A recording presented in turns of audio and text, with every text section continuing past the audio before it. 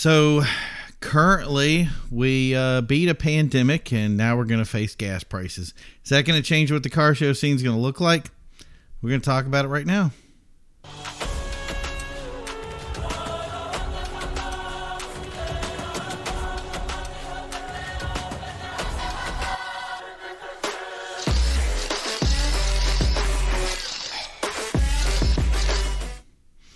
Hey everybody, and welcome back to Carside Chat. It's been a very interesting week so far.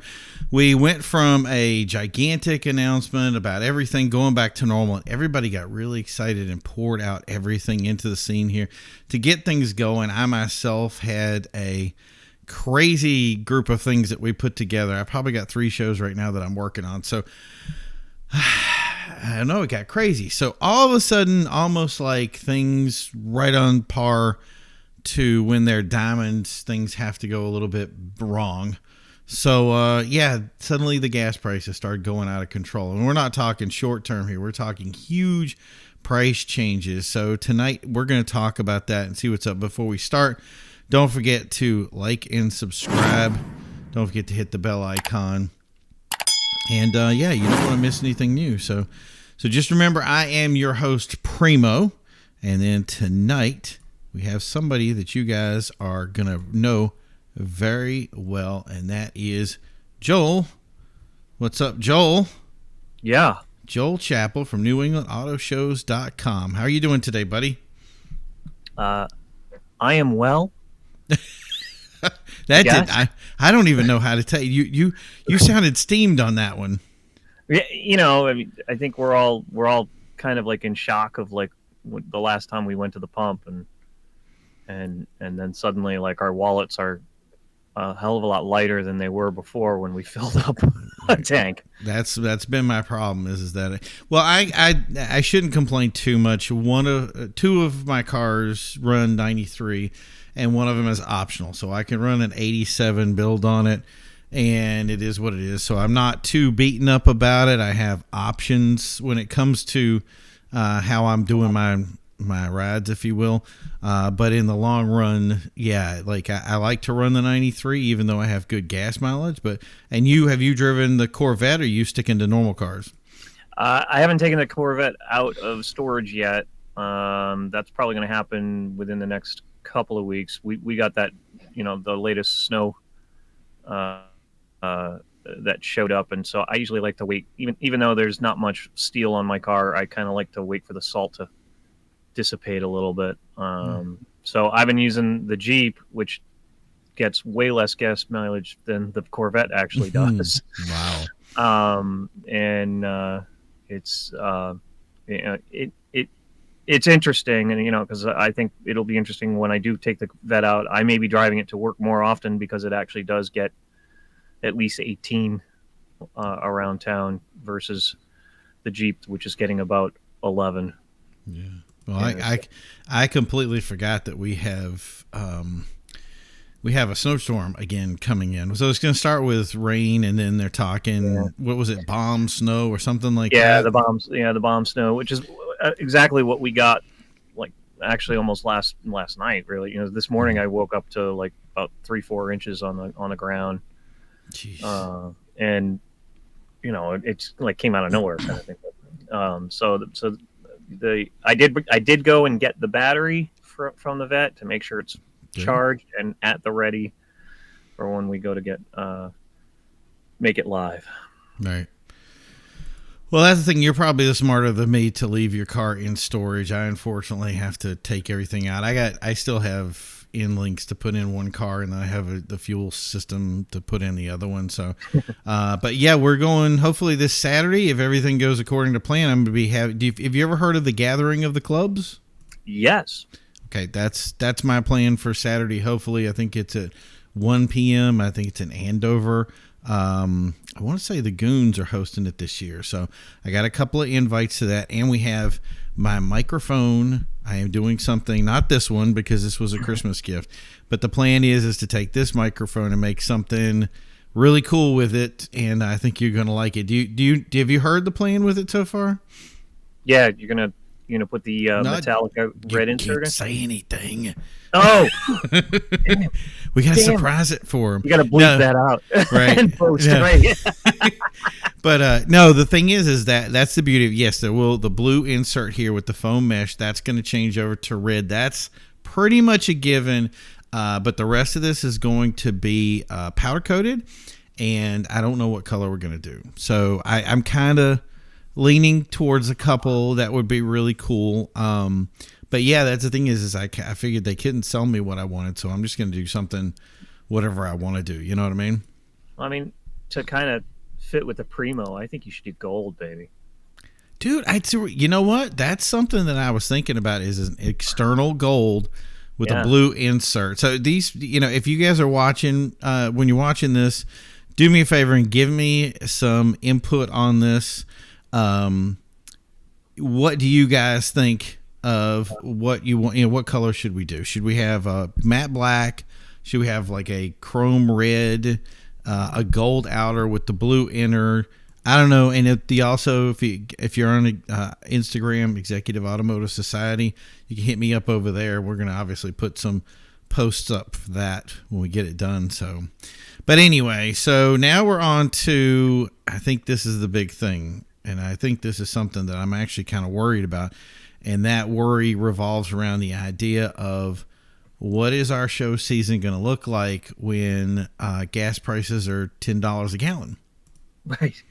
Well, I mean, let's hope that they don't go that high. I mean, I certainly see like an average of possibly $6. I know we're seeing $5.95 on premium at in California. That's a definite, and I think I looked it up earlier. Regular right now there is at 569. But Connecticut is doing like what, 447 and 493, so they're at about $5 for premium. Right. I think if we stay about here, I don't know that we'll have that much effect. I think you're right. I think if we see if we actually see like the $10, right. I mean, that's affecting a lot. That's not just affecting like whether or not you and I are going to take our show car out on the road. That's also going to affect people whether or not they're going to like even just go visit, kind of thing. Right. Are they going to get into their Sierra truck, pickup truck and go to a car show kind of thing? So, but if we stay about where we are, yeah, people are complaining about it. But you can also argue the same, token that people will complain about $5 of gas, but they'll pay $8 for a Starbucks coffee. It's right. Like, Well, my thing was I kind of compared it to what we had. But I want to say 2008, 2009, or maybe it was into 2010. We saw 479. Back then. Right. And the only reason I know that it was because that was exactly when I bought my Yukon XL.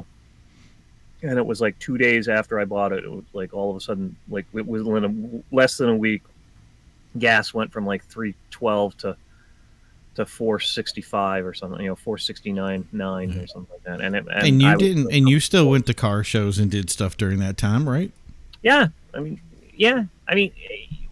we get used to it. I'm not saying it's a good thing by any means. I think it's awful. I think it's horrible. I think it's somewhat criminal because we know it's OPEC just screwing with us, and they're going to reduce their production just to screw with us, because even though we technically only get about 6%, or only used to get 6% from Russia, we may get more from I guess they're talking about Venezuela possibly being an import again. They're going to get a lot of pushback from going that direction. But that's the other thing that I was thinking about earlier was that when we checked with the other things, they said that their production was maxed out, and that was the reason they couldn't, because everything's been so far behind because supply lines catching up. So yeah. I kind of say it's one of those things of going, I don't want to put malice on it, or I don't want to guess, because that's the thing is they could just be saying, look, we've done everything we can. This is as far as we can go. But yeah, I think that questions about going to places like Venezuela or going to people that enriching our enemies kind of thing. I mean, not Yeah. to go too much off on a tangent, but you almost go, I'm enriching one enemy, I got rid of one, now I'm going to enrich another. Like, it just doesn't seem productive, right? Right. Well, and I mean, the problem is like, when you bring that up, that's when everybody, brings up well, we should be making more of our own and all this. The problem is like, infrastructure doesn't come out of it, out of the sky. There's not a guy named Earl sitting by next to a valve that, like somebody goes over and goes, hey Earl, go turn that valve on so we get some more oil over here. It doesn't work like that. That's not the way it works. Well, I think the biggest problem I have with it right now, and I've had this problem for a while, is the idea that it's the politicized side of it. It's not whether we're all trying to. I mean, maybe it's me, but I remember back when we actually kind of worked together and said, "What we're having a problem here. We're having a problem here. Let's get input to each other and see if we can make something work." So even if somebody did something stupid. And not say that anybody did, but if we did do something stupid or something bad happened, there was a lot of people that were brain pans were banging together to try to get us out of those situations. And now I see basically it's one side saying, "Oh, we should do this," and the other side doing this, and not simply saying it because it's logical, but because the other side said it was that way. So we have to be inverse of them. And right now, there's a lot of places where those things are not inverse of each other. You know what I mean? Right. Well, and it's a lot of it's the finger pointing game. Right. It's somebody else's fault. It's not our own fault. It's not the fault of whether you want to call it our enemies or anything like that. Right. It is, as you said, all politicized. Mm-hmm. And when the reality of it always is like, I always love it when everybody says, well, the president is like screwing us over with this oil situation. No, it's not.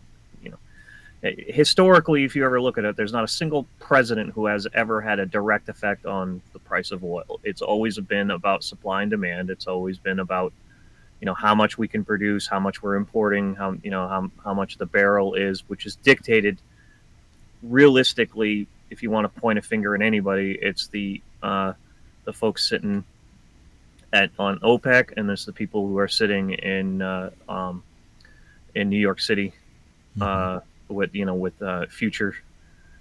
futures and all of that kind of stuff. Right. It's well, it is what it is. Right, and that's the beauty of why I love the show so much is we get input from all different angles and all different people from all different lines of thinking and stuff. That's the thing is I've had a lot of conversation with other people that would disagree with you, and I have people that I've talked to that would say 100% this is the way it would go. My thing is right now is that we have probably 300 to 600 shows or something like that on the list right now. I kind of look back on that 2010 era and I go, okay, so we did have shows back then. I remember doing our Cars and Coffee events, having full houses come out to that.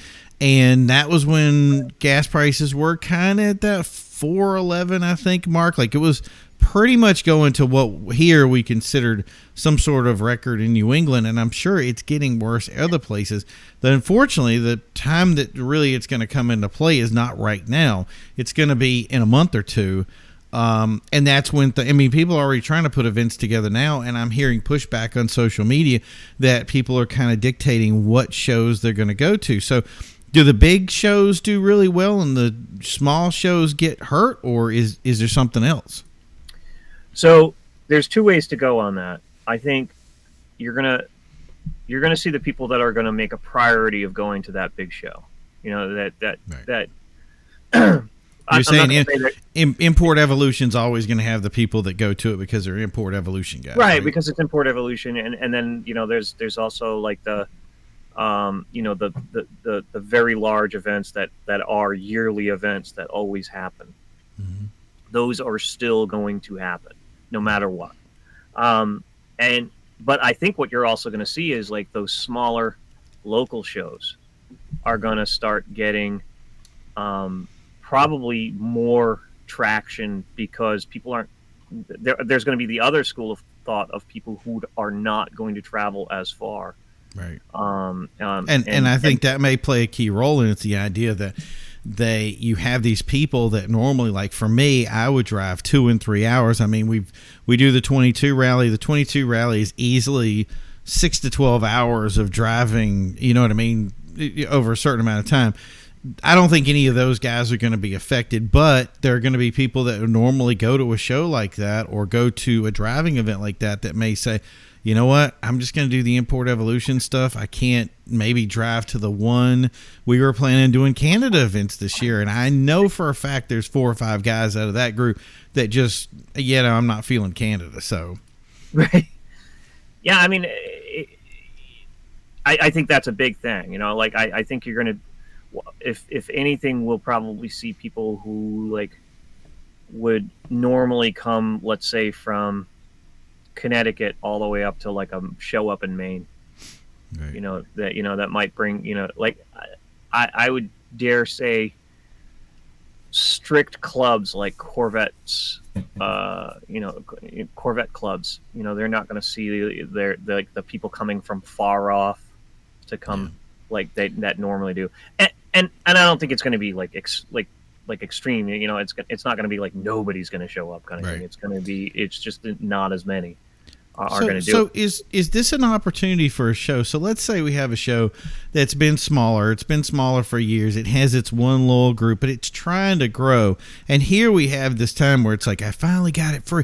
This is it. Year 2022 was going to be the one good year we had. And now they're getting sideswiped. Is this an opportunity for them to kind of up their game instead of saying, I'm just going to have the car show and some trophies, but you know what? I really need to do the DJ this year. I need to do some of this other stuff and try to draw in people that they normally wouldn't draw or make it better. Though. It's a gamble though, right? Because you don't, no, it's not like everybody RSVPs like they used to. Right. Yeah. That's right. One thing. Right. I mean, it's one thing if like you absolutely have like a strong pre-registration, and prepaid, type of thing. Then that's one thing. But if you're an event that doesn't have like that prepaid registration or anything like that, that's a hard gamble to take because you're you're hoping that your income is going to be so that you can offset those costs and not be out whatever money kind of thing, for trophies. And I mean, mostly trophies is sponsors, right? Right. I mean, for the most part, like those kind of things are like sponsors, but and if they can keep their sponsor base, I don't think that's the problem. Hopefully. Yeah. The main problem is getting the actual attendance and making sure the attendance is actually there. Well, that goes into itself. Few shows other than big guys like Import Evolution, World of Wheels, and all the supercar shows, they have pre-registration, so those guys are going to be situated in a way that they can say, you know what, hey, I always have these people. I know how many people showing up. They can run risks with it. I don't think that's available to smaller shows. And then they come back to the sponsors who, I'm sure their belts are getting tighter because how much they have. True. Yeah. So how does that turn into something where it's like these small shows, I kind of see them getting left out in the dust and kind of saying, small shows are going to get smaller while big shows are going to at least kind of weather the storm? Yeah, but I think that goes back to what I said earlier. I think the small shows they're going to possibly gain they're going to gain their locals that they wouldn't normally have. Yeah. Like, so hold on. Let me look at something like really quick. Yeah, I please. just happen to have my like website like right up. No, that's so the thing is, do we do some real some real in-depth looking here and actually doing some number crunching or doing whatever. I think that's the pro way of doing it, right? So here's a good example. May 15th is pretty much a big day throughout New England. Yes, so, I'm aware. I have a show that day. right. So we have the JMWT Car and Motorcycle Show that's in Stamford, Connecticut, Hampstead Cars and Coffee, Hopkinton, Mass. That's a Concourse Supercar. Yeah, that's us. Yeah, Bellingham. There's Asphalt and Engineering Cars and Coffee. In Hudson, Mass. There's a Yankee Pontiac Oakland Club. Connecticut, Wallingford Annual All Pontiac So there's two competing ones. You got one That's in what I was Mass, going to say. Yeah, a couple of those sounded like they were in on each other's neighborhood. right? But so you got one in Mass and one in Connecticut. So those are like those, like kind of like I was talking about, like that extreme club, where like if it's Corvette or something like that. There's people there that are probably looking at my list going, well, I live in Mass, and gee, that I don't know if I would normally go to the Connecticut one, but do I really want to commute that far when there's one this, and because that's going to be a lot in gas, kind of thing. So I mean, and I think I only listed like half of what is what occurring just on that day alone, right? But I mean, don't that's where it's going to play. So don't some of these, like these hot rod guys. I mean, when you have 3 gears in the back and you're not pushing you're pushing a ton of power, but you can't cruise at highway speed. Some of these guys are drag guys, and they right. Yeah, that's exactly true. You got these guys that are running, like, even if they're running 373s in an automatic, that's yeah. So those guys are going to keep, I think, local regardless of what the show is. Right. So I don't think on the muscle scene you're going to lose a lot. Those guys don't tend to travel as much. And that's the thing is if you guys are watching right now and you are a muscle guy that loves, I mean, I know the hot rod guys, 6-hour drive, no big deal to you guys. Same with the supercar guys. And I think the import guys, it's based on loyalty. In other words, they'll go to an event based on, if they're loyal to that event. They're like, if Import Evolution is in Florida, they're gonna think about going to IE in Florida. So, and I know there's some guys up here that are supercar guys that just, a lot of guys now have looked into sponsorships and getting these things, so they're representing brands now. And I think that's big that we're expanding like that. But like I said, I think that with the and maybe, like I said, I'd be happy to be wrong about that. But from my perspective or my history or the concepts that I've done for driving it, a lot of the muscle car guys will probably stay tight and home. So it really kind of goes, is it an import thing? Is it, is there a certain class of car that is going to see something from this, right? Right. I think you could argue like that the imports typically probably get like a hell of a lot better gas mileage than. Well, if you're running under 500 horsepower, not driving an RX-7, I'm sure. Right. I mean, it's all relative, right? Type of thing. But that 1,000 horsepower Supra is not making higher than 7 to 9 miles per gallon.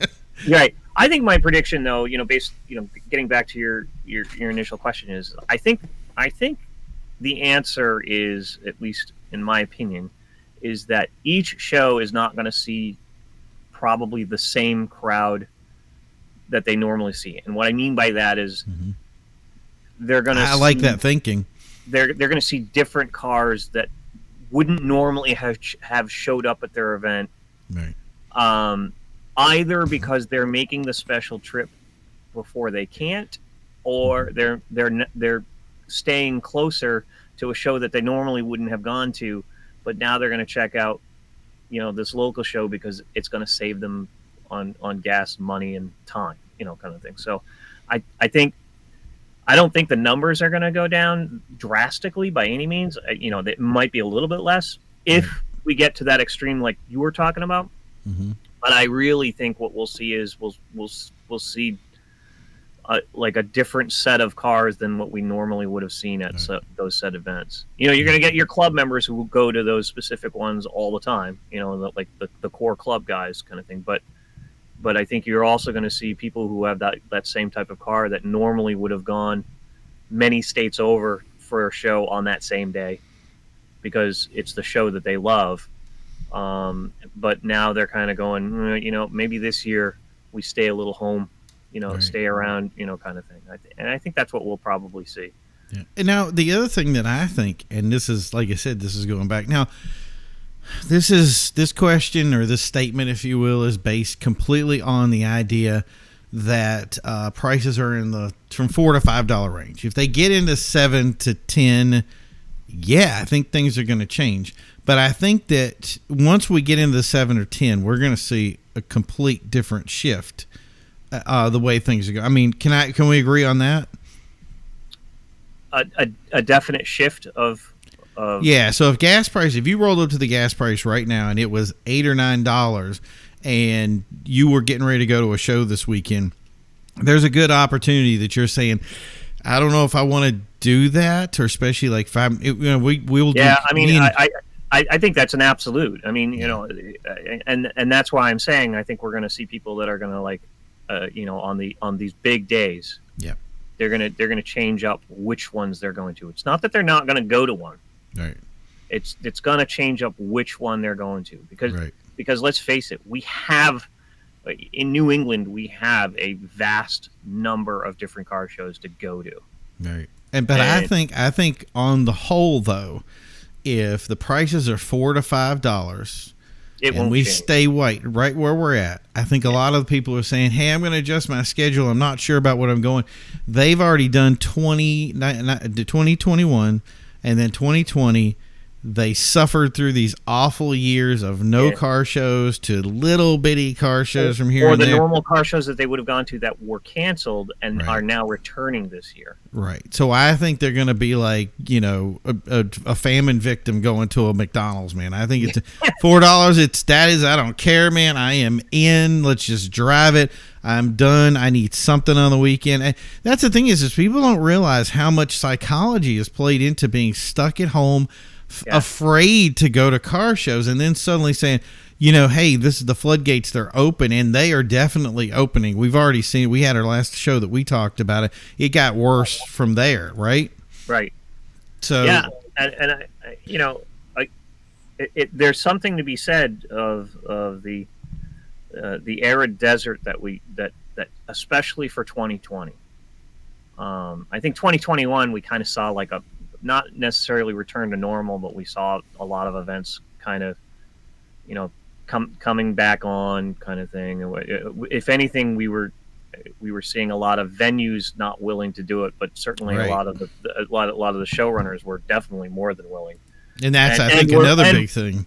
And in some cases, we're finding alternate venues, to do it at, type of thing. So I think, many of the venues are now opening up again, and I think like a classic example of this is the Budweiser plant in my area in Merrimack.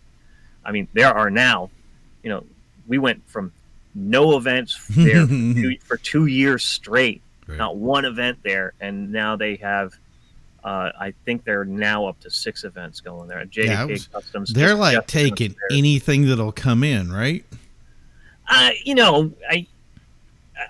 If nothing else, they're certainly. I think they.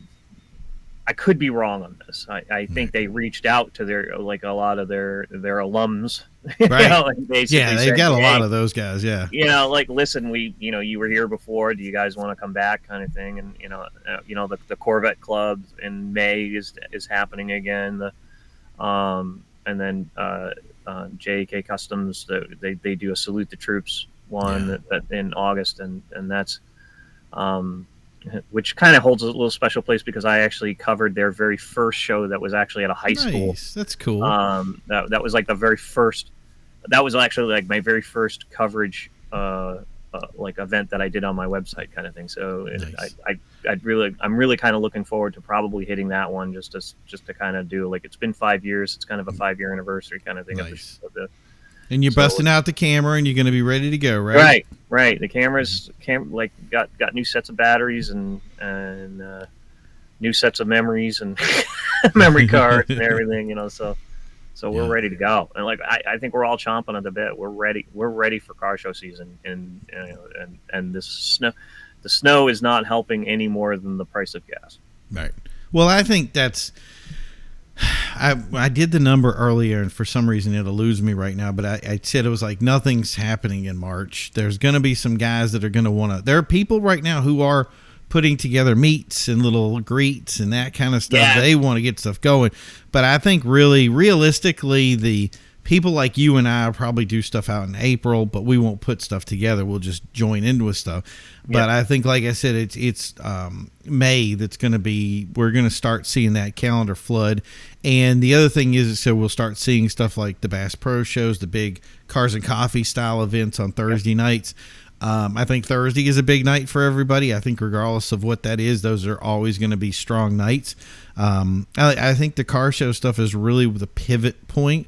And again, that pivot kind of pivots on the price of gas and where it goes from here. So if we get pounded on, yeah, we might actually, I mean, from my standpoint, and I think what you're saying it too, is that it really is based on the price, how far we can go, and, you know, kind of the dedication of the people doing it.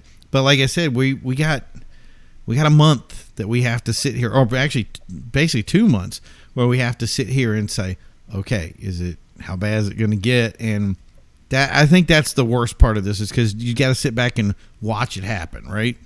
Yeah, I think April's going to be telling, right? You know, I think April's going to be the month that we're probably, you and I are going to watch closely. Yeah. A hawk. Right. Right. Yeah. Right. And you and I are literally going to be like, I can predict it right now. You and I are going to be like contacting each other like on Facebook Messenger, going, did you go to an event? B, right. How many people did you see? Was it larger, less? You know, same, different, more? You know, kind of like an optometry exam. Kind of. Right. But the other thing too, that's something that I did this year that I've never done in the past, is I used to add all the shows. You'd post up shows, we'd get stuff. I'd put them all on my calendar and just say, you know what, I might make it to the Connecticut one. I'll kind of pick and choose. Now I think it's almost like such a target-rich environment that there are shows that I look at and I go, I don't want to do that. I'm not doing it, and it's not even on the calendar. You know, are you seeing that? In that you're not putting it on your calendar to do, or I'm not even considering like some of these smaller shows and some of these smaller clubs that, you know, I guess the thing is sometimes I do a meet and it goes, okay, that meet could possibly have some bad elements at it or something. Right now there's so much stuff out there that if anything is questionable or something, that I go, you know, I'm really looking to do every weekend the cream of the crop, and for that, is if that means driving to New York or Pennsylvania, I want to leave that open. But these other shows, it's some of these other ones. So I'm going to ask you a question. Go ahead. I like that. I like that way of thinking to a point. But here's the question that I'm asking about that. Are you doing that, or are you thinking that because of the price of gas, or are you thinking that because we haven't been able to go to those shows for the last 2 years?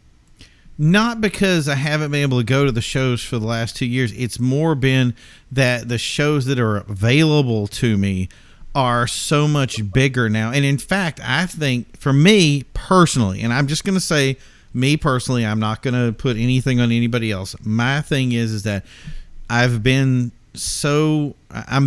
for good shows. And that means that I might actually drive farther than I've ever driven before. Or, well, not driven before, because I've driven to Florida for a car show. But the idea that I would drive further more now than I would back in the day, just because I want to make sure that everything I'm doing is quality. I don't want to. This is not I'm eating at a fast food restaurant all the time. I want some fine dining car shows. And some, like my friend Josh that was talking about the car show in Florida. There's 6,000 cars out here. Of course, they're not all, you know, like exotic or anything like that, but a ton of hot rods, tons of lowriders, tons of muscle cars, and all of them look nice and, you know, rust free. And there's not, you know what I'm saying? Like, just it's like the cream of the crop. Yeah. You know, a type of event, and I think there's something to be said that, you know, like, yeah, I'm looking at my calendar and trying to like plan, you know, which ones do I want to cover. And I'll be honest with you, like, my choice of what I cover for my website is usually last second. You know, it's usually, or not necessarily last second, but usually within that week, you know, type of thing, where I'm kind of looking what's going, not just what's going on with like work schedule, but what's also going on with, you know, like the family schedule type of thing. And then it's kind of like, okay, then I look at my calendar and I go, what's happening? I've got a window. Do I want to do, you know, and then it's like, you know, what day do I want to choose? Do I want to do a Friday night? Yeah. And just do something as simple as like the local one that I frequent, or am I traveling some distance Yeah. Possibly even like getting a hotel room or something like that. Like I Oh, did I on plan Father's Day. on. I mean, we already. And the thing too is, I'm at the point of kind of like I didn't have and I'll just say it like this. I usually don't bring up my family with any of these shows, but I'm going to do it because it's so important that my daughter didn't get to do a lot of stuff. She suffered is really what Yeah. it is. She was not a big fan of the mask stuff. She Right. has what do you call it, allergies and some other things where, for her it was very choking, and she didn't like it, and she went through a whole year of school with this thing going on. When they said they were removing everything, she got up and started cheering like verbally. They were like, "Yeah, we're not doing it on the bus anymore." She was so happy. So I said, "You know what? This year we're making our plans of saying I'm gonna do something. We're gonna go to." Maybe one of those cavern runs or something with trains or something like that. Anything that is very involved. But she is also a huge car show person, so she loves going to these shows. I don't think she's ever been to a Hot Import Night, so that's something big. And I mean, she's met Earnhardt Jr., she's met all these famous people, and I'm kind of like, was it Hamlin's race team? She met them, which is right down her alley. So I was like, if I can take her to something this year like Hot Import Nights. Funny enough, I got to see Fast and Furious in the theater with her, which I just think was the craziest thing ever, sitting down with my daughter, how many, 16, 17 years or something like that afterwards. And, sitting in the theater watching it with her, and she's just loving it. She's like the same excitement that I had. She's at that age now where she's seeing it. And I want her to be able to experience all these things and get and recover from this, Right. And but I mean, let's call the reality though that the car show is hands down the best inexpensive family event that money can buy. Right. I mean, and whether or not like the kids are fully into cars or not, most kids will like even admit there's at least something there that they'll like and be attracted to. They won't be attracted to everything, just like you and I aren't attracted to everything. But there's always going to be that one thing that you're driving home and you're like, "Geez, remember that thing?" Right. Well, I remember we did the car show for it was in East Providence, Rhode Island. The mayor had wanted to have a bunch of supercars show up, and it was something specifically for kids. It was all invited kids, and it was literally in the middle of the worst of the pandemic per se. Like everything was kind of getting eased out, so they were like enough that they could do something like this and have people out in the open. If you remember that, when it was like, okay, it's inside, but outside's okay. And I want to say we had probably 20 supercars, all different versions, everything from a Corvette C8 to all the way up to Aventador SVJs, and these kids came out to it, and they wanted to sit in the cars. They wanted to, these were gigantic Hot Wheels cars for them. Having the side games on the side with the little racing carts and stuff like that was all a bonus. But the one little event where for us it was just driving out and saying hello to everybody, it meant so much to them. It made a difference. It means so much more to just the kids too. I mean, it means a lot to even the adults too, who have been trapped in some cases not able to go to work, type of thing where they're working from home exclusively. I mean, I'll tell you right now, my wife has now been work from home 100%. Even a little bit before the pandemic started, and then as the pandemic happened and progressed, she got to a point where like there was one time I was still going into work because of the nature of my job, and I'd come home and I would just want to be like, I'm done. And then my wife's like, "Look, we got to go out because I got to get out. I got to go somewhere." Right. And so I think it's all the way around. I wouldn't limit it to kids or anything like that. I mean, I'm a kid anyway, but so for me to go to a car show, I mean, I just can't wait. Like, I'm actually having you drool when you see them. I know, and as I'm adding them to the calendar and the master list on the website, it's like I'm kind of doing that. Like, which one's going to be my first one? Right. And everybody get a countdown to the first one of the year. Yeah, and I'll tell you, it's it's everything that I almost wanted to do the Marks um, in Springfield, Mass. You Mm-hmm. know, that's actually a 3-day event. You know, so it's actually starting tomorrow night and then going till Sunday. Yeah. I don't know that I'll make it, and you know, it has nothing to do with the price of gas. It just has everything to do with how much time I have, you know, to spread, you know, for the weekend of and things that I need to get done, kind of Right. thing. So, you know, but I've you know, and the other thing is I have hit that one before, you know, so Mm-hmm. I have covered that event, and it's not that I don't want to cover it again. It's a great event, but it's not necessarily like a car show per se. It's more of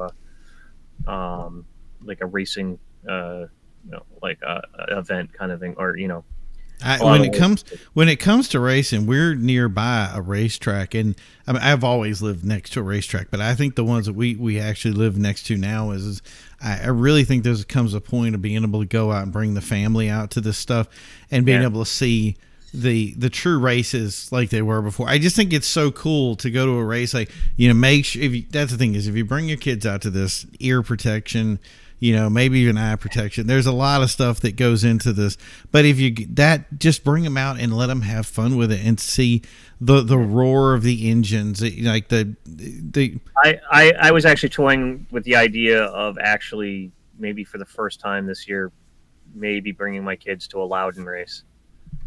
You know, that would be, you mean like a NASCAR race? yeah, because you know, funny story. My wife and I, our first date was actually a Busch Grand National race before they were officially sanctioned. Nice. Before there was a NASCAR sanction, or before there was a Winston Cup. You know, back Right. when it was Mm-hmm. Winston Cup.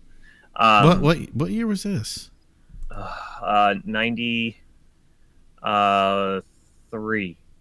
Whoa. Okay. Well, that was a good time to be. Well, there's a lot of new guys that were getting in, so it's kind of a weird time. Things are pivoting, but I mean, '93 was still a strong time. You know, Dale Earnhardt was still, you know, Right. senior was still racing, and junior was just coming on. You know, And Gordon was out, so we had that big. Gordon was crying at every race, and you know, and it was those were heady times for, Right. and it was before the race for the you know, the chase race, which I think Yes, that too. horrible.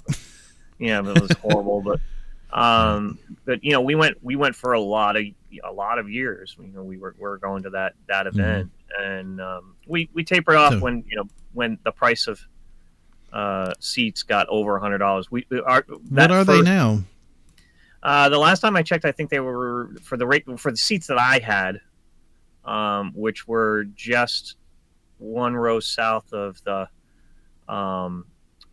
of the start finish line, and I want to say like row 31.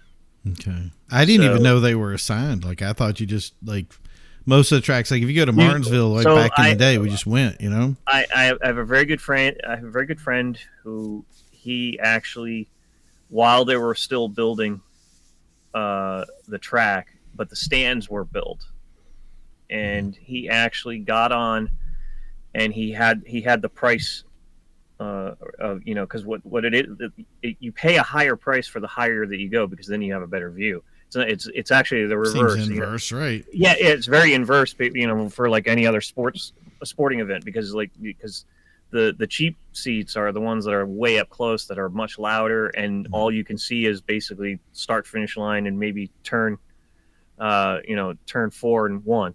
Right. And you can barely see like the back stretch kind of thing. So those are, at the time, those were like the $20 seats, and he basically said, all right, where's the first tier of $35, and which one, you know. So what he ended up doing is he found the 35, found what row it ended at, and then bought the entire row. That's pretty funny. Yeah. And then got on it, and then what he would do is he would just, you know, he would sell them to all his buddies, and so I would always get 2, and Nice. and then we'd all make a day of it. We'd go up and we'd cook and watch all the drunk people in the parking lot and everything. I'm hoping. Well, that's the other thing is, I know, like you said, the car show season is very delicate sometimes when it comes to things that go on. Right. But thankfully, racing is for those that enjoy it, or tertiarily, or if they actually race it. I think that's going to be big. I wonder if with this coming on that if we're going to see, like, I'm seeing a big surge in like the iRacing community. Not with, I mean, was the Gran Turismo coming out? It's so funny you mentioned that because I used to have a subscription to iRacing. Okay. I had the steering wheels, I had the pedals and everything, and I just kind of fell out of it. It wasn't that I it literally just was kind of one of those.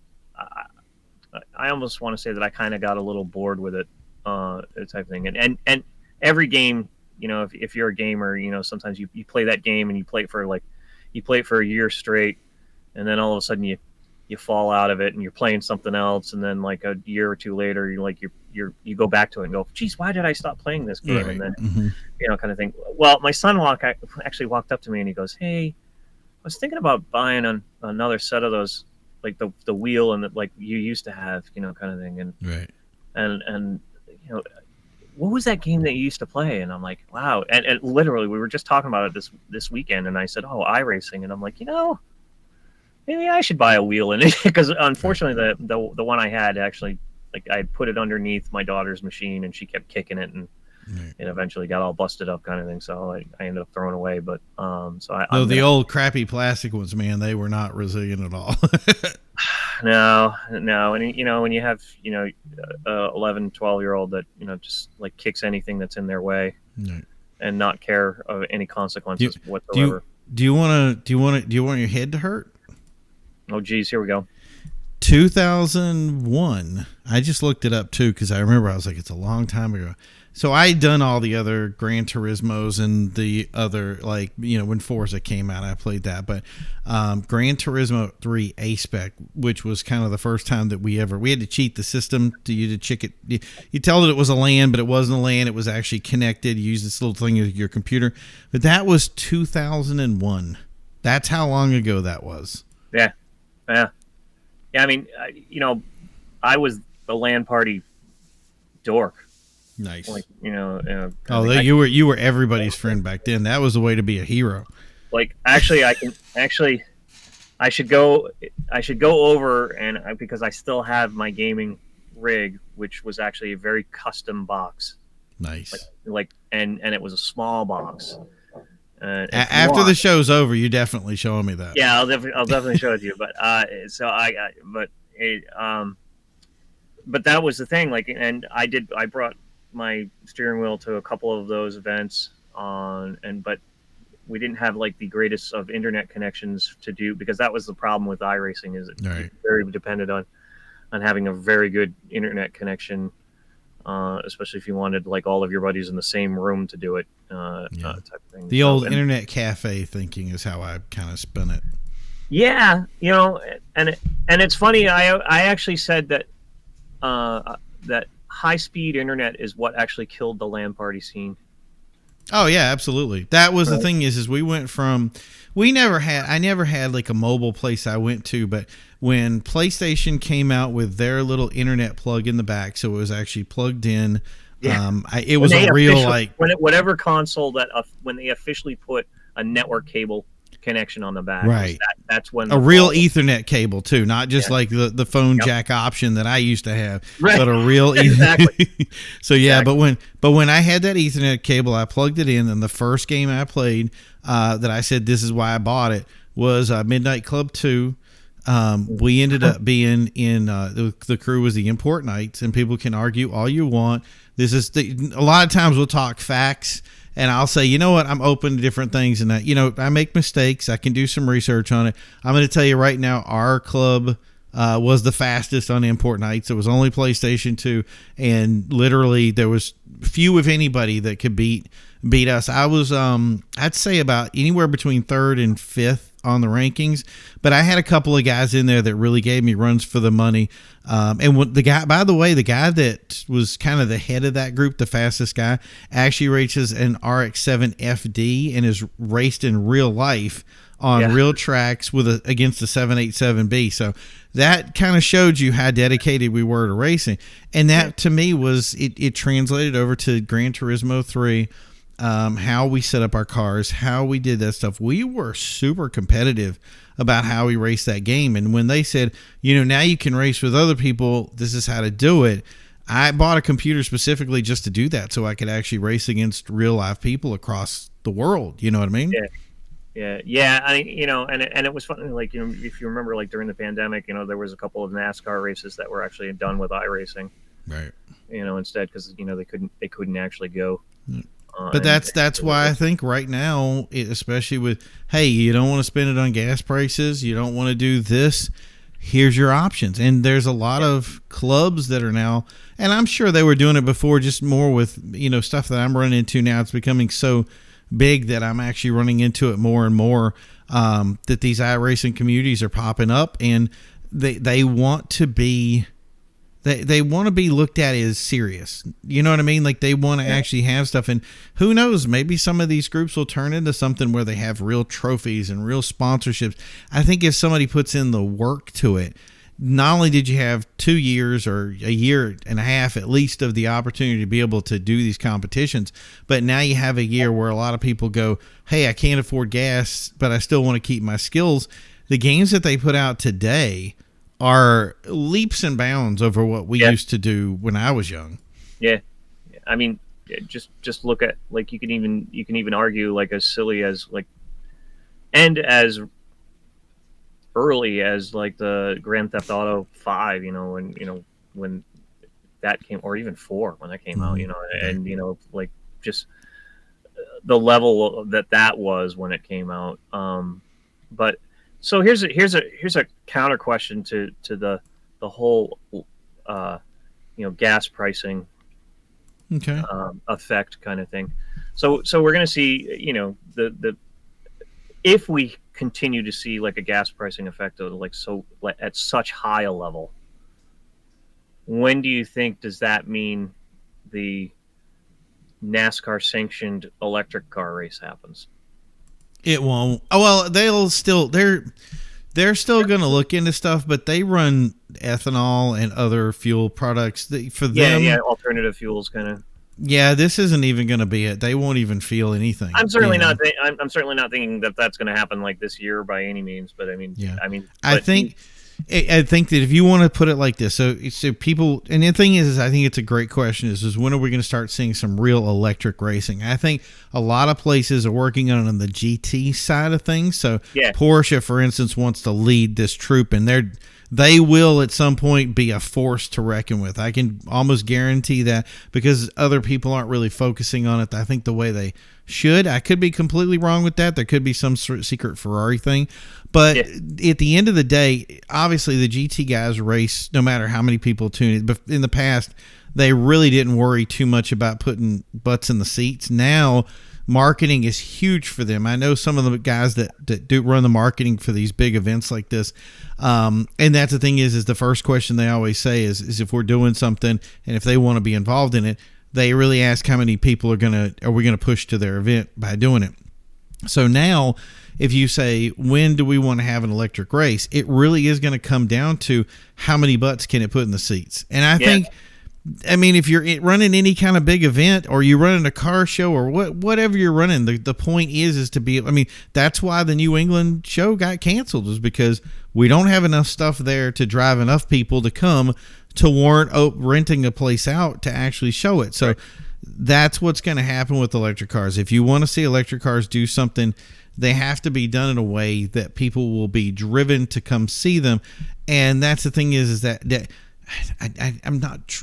People keep saying I'm not trying to be hard on electrics, but they do have. We have to admit that they have a hill to overcome, and that hill has to do with excitement.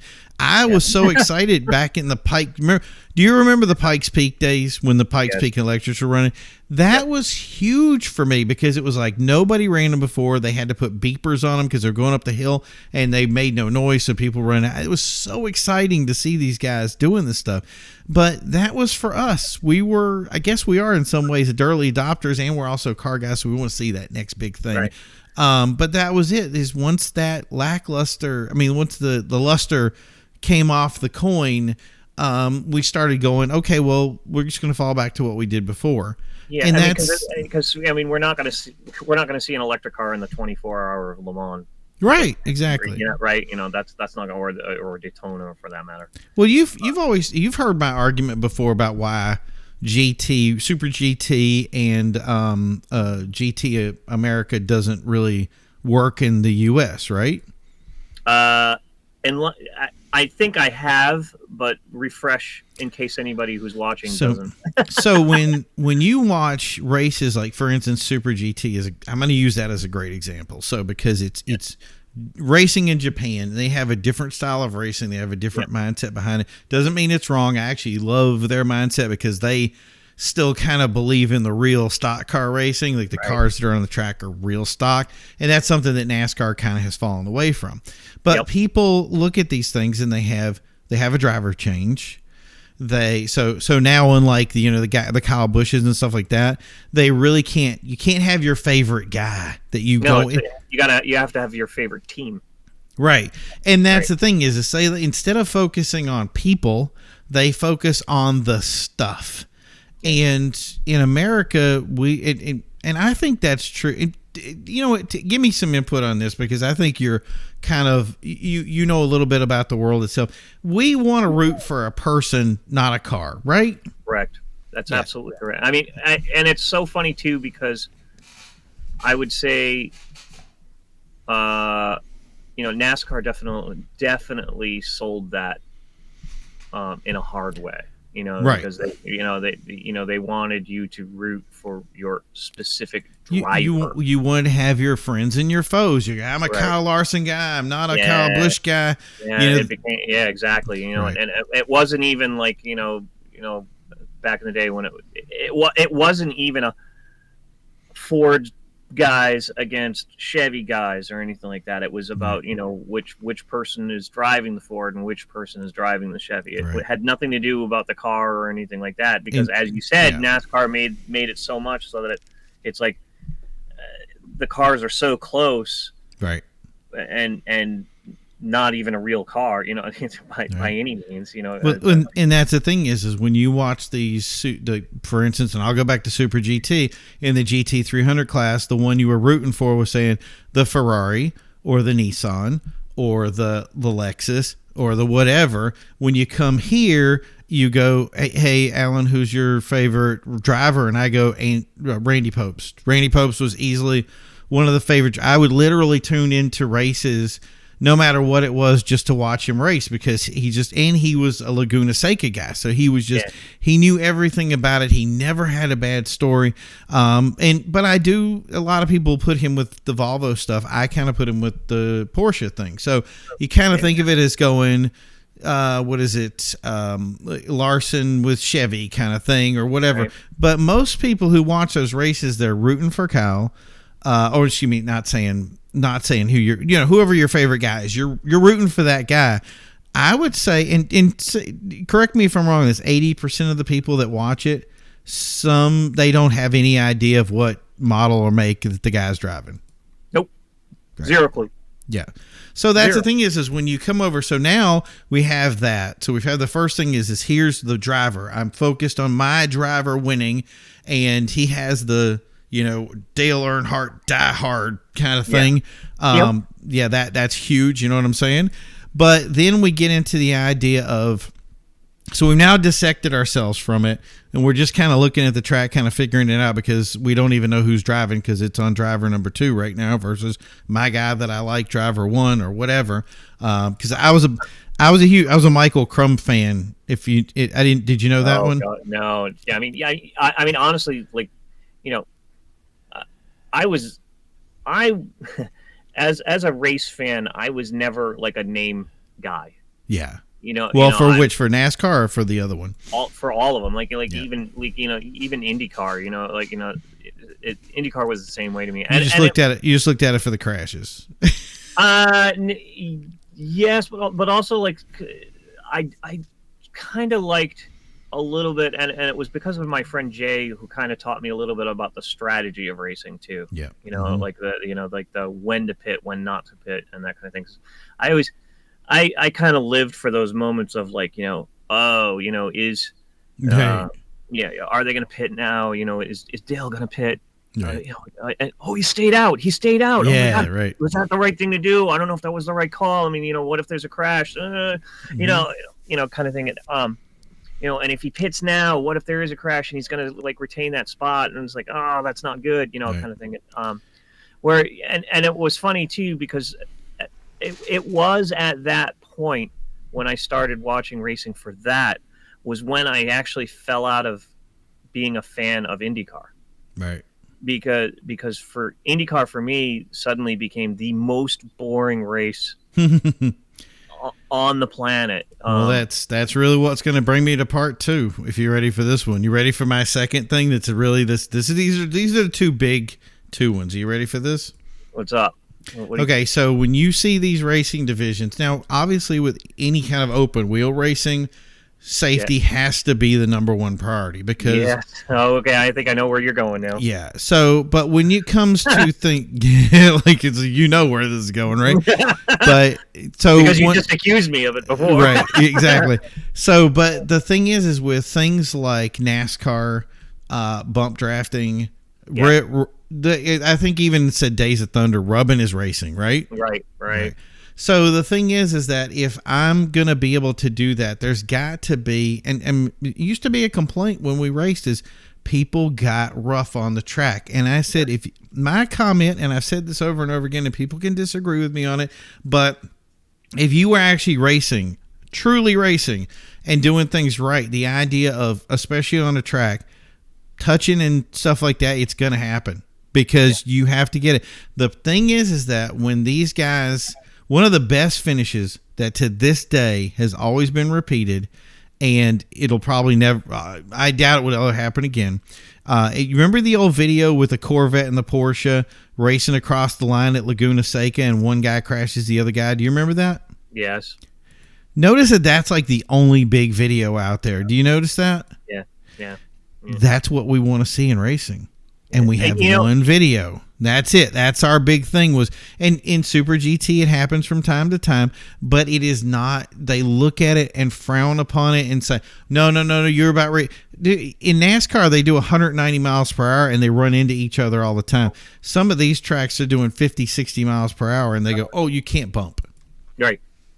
So, well, and I mean, I think it also depends on the car. I mean, of course, like I said, open wheel. A NASCAR vehicle is built to be hit, right? I mean, I think that's where you were going is like they're almost too safe, right? Right? I've well, you know what? Let me show you. I said yep to that, and I want to take that back because I believe that if you build the right car and you build it right, I think Tony Stewart broke me on this because before I would agree with that.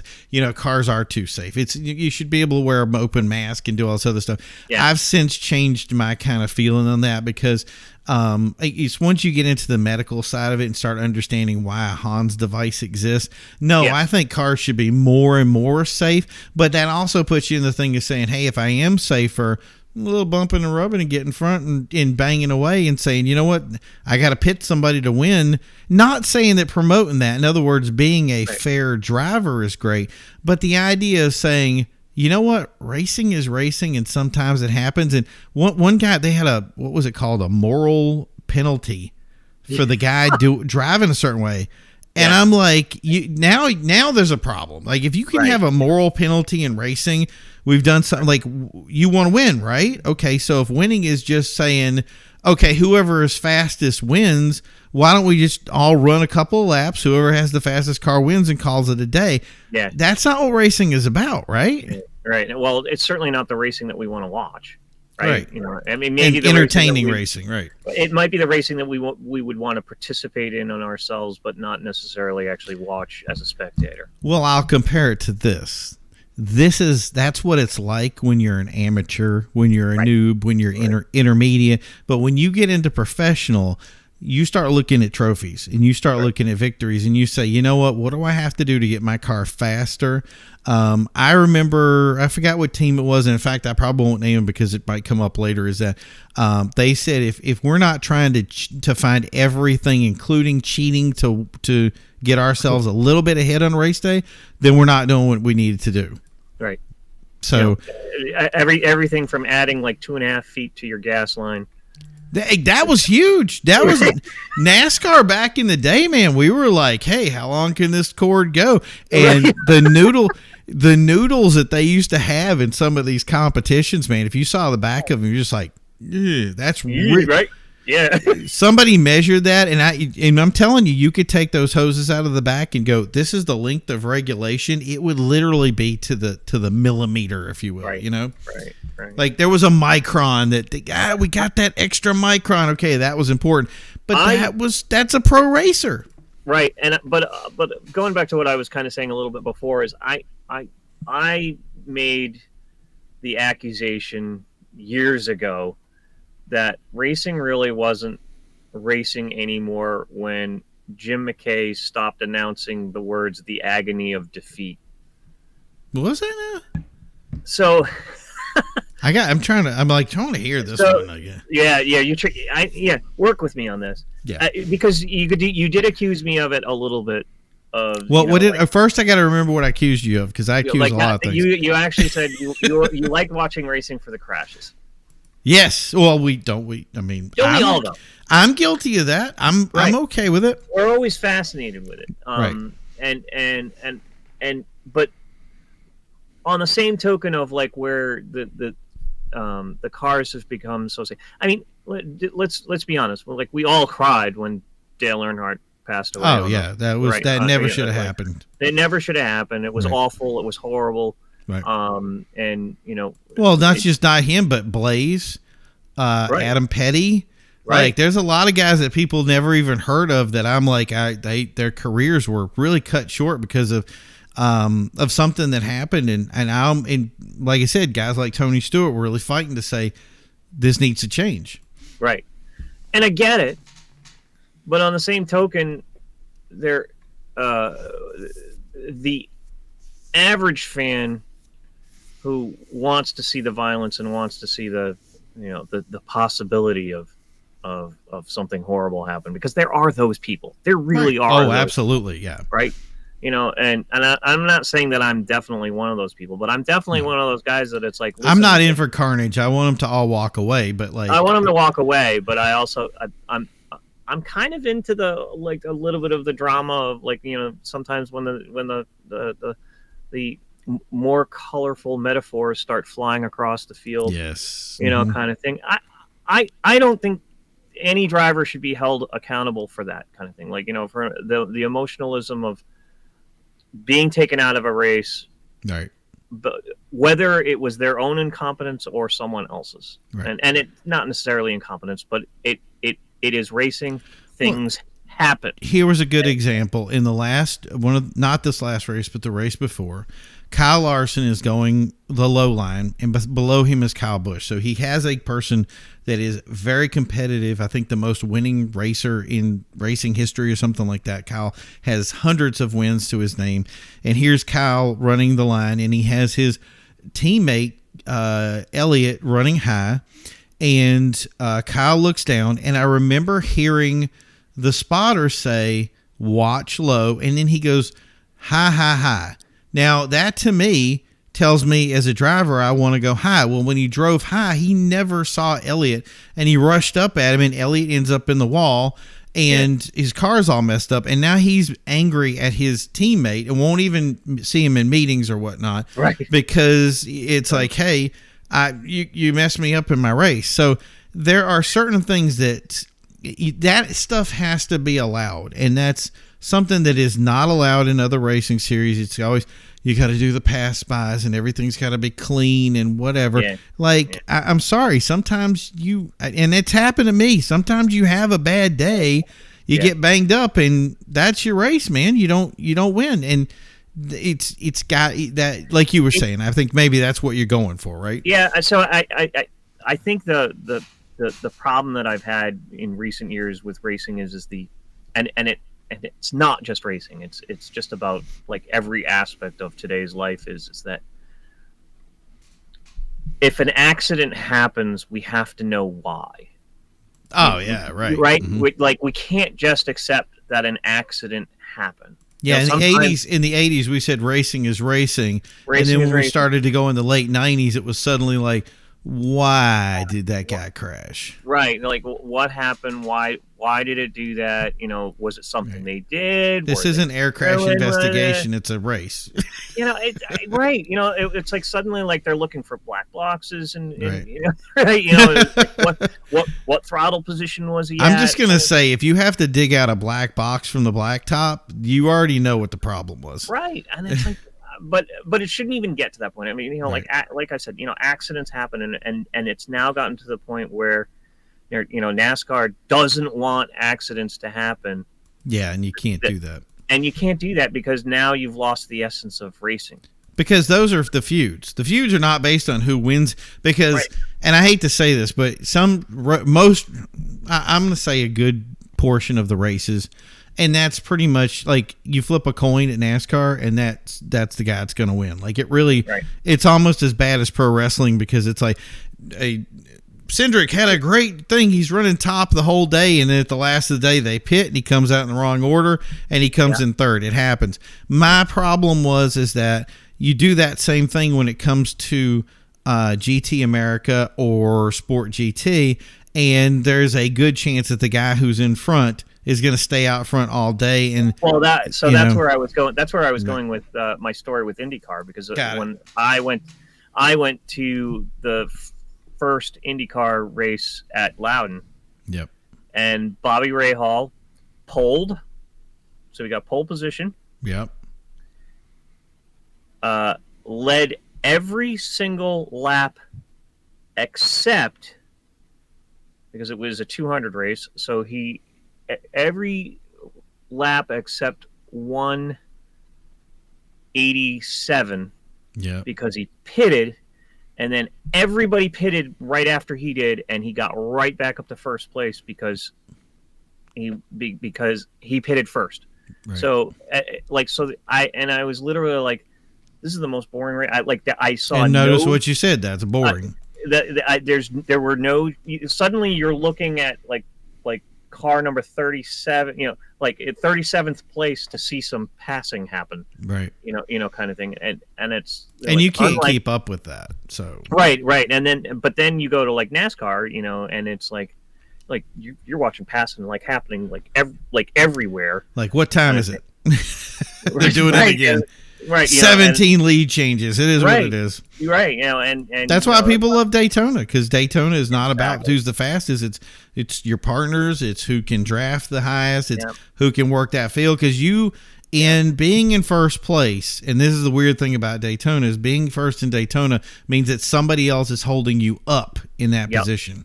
Yep, especially at Daytona, and even a little bit of like you used to be able to say the same thing about Talladega. Right.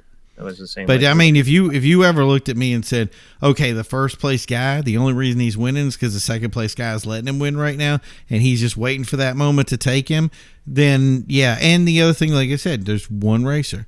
But anyway, so I want to go on you and me. We'll talk for 4 hours straight. We're at an hour and 12 right now, so I got to give these guys out there a break. So first, I want to thank Joel Chappell of NewEnglandAutoshows.com for coming out today. If you haven't had a chance to go over his website, check it out. It is definitely worth going. He's got a ton of shows up there. He's going to continue to update it in the New England area, so Massachusetts, Rhode Island, Vermont, all those little nice places. So yeah, if you get a chance to go up there, which is Connecticut, which is the mecca of car shows. I forgot that. Yes, Connecticut. But yeah, so if you have the opportunity to check that website out, please do. I also want to thank our sponsor, Silver City Soapworks. So that's silvercitysoapworks.com. Check them out. They actually have our official executive automotive artesian soap, which is amazing. So check out them. And also remember to check us out on Instagram at Executive Automotive Society, and anywhere we got one at Facebook now. We got all the stuff, and we're building up groups. We have like our event at Hopkinton. We want to have everybody come out. Definitely family event for May 15th. That's going to be at it's the Aston Martin dealership, which is used to be the old Cadillac in the Auto Mile. And what is it? Is it Foxwoods? Yeah. Fox. Yeah. Well, I'll get it anyway. So if you look up the Cadillac dealership in New England, you can't miss it on Route 1. It's the Auto Mile. So, but yeah. So check that out. Yeah, we're going to continue to have stuff here, so don't forget to like and subscribe. Hit everything else. Yeah, like I said, thank you guys for viewing in tonight. Me and Joel are going to do our regular 4-hour conversation after this. But yeah, for now we're going to let you guys off the hook. If you guys have any topics you want us to discuss, Joel is all into discussing stuff, right, Joel? Oh man, listen, we can talk each other's head off about anything and go completely off tangents perfectly with the best of them. I want to have you on again for EC. So we have ECS Magazine. So if you guys have a chance to go over that, I'm pretty much hosting that show, I think. And I want to have Joel. I think you've taken over. Yeah, I have. But I want to have Joel over for next one for tomorrow, too, to continue this discussion when we have a whole panel of people. It's an open panel. So you guys can get on there and tell us what. So, yeah, I've been on that with you. And that was a blast because it was neat to kind of like see people come in and out.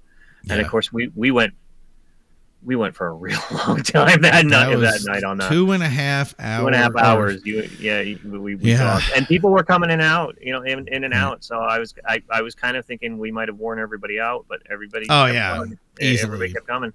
Mm-hmm. But yeah, we'll keep doing that too. We'll beat the crap out of them. So, and that's the other thing. We're gonna have some more stuff on here. I do want to talk about stuff that's outside of the car arena as well. I want to talk about some cigars. We have some wine stuff that we want to discuss and some suit stuff. But obviously, we want to keep it car stuff because this is a vehicle-oriented channel, and we are here all about quality vehicles. So, again, thanks, Joel, for coming out today. We're going to see you guys next time on the next show. And as always, guys, I actually changed my last title. I used to say, don't forget to drive. But I've decided now that I had a friend that told me the other day, and I think this is the most appropriate thing. So we're going to have a new outgoing thing right now, and that is keep rolling. So see you guys then. Thanks.